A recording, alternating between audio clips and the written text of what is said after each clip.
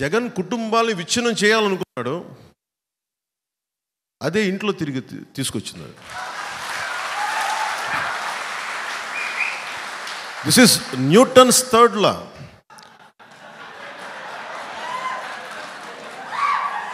నువ్వు ఏది చెయ్యాలనుకుంటావో చర్యకి ప్రతిచర్య ఉంటుందంట. అదేదో న్యూటన్ చాలా అదే స్పిరిచువల్ లా, అది నాట్ జస్ట్ ఫిజికల్ లా.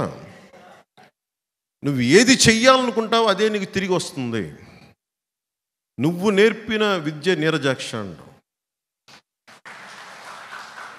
పాపం రాజశేఖర రెడ్డి గారు చాలా కష్టపడి డబ్బులు సంపాదించారు, అన్ని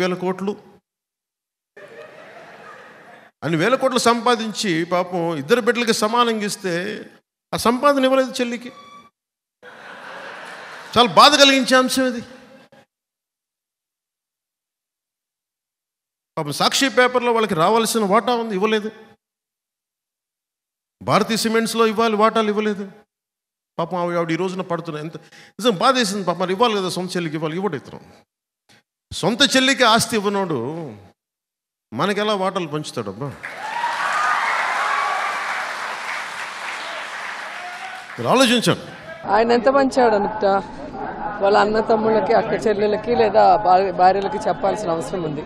ఏదో మాట్లాడటం పిచ్చి మాటలు తప్ప మరొకటి కాదు.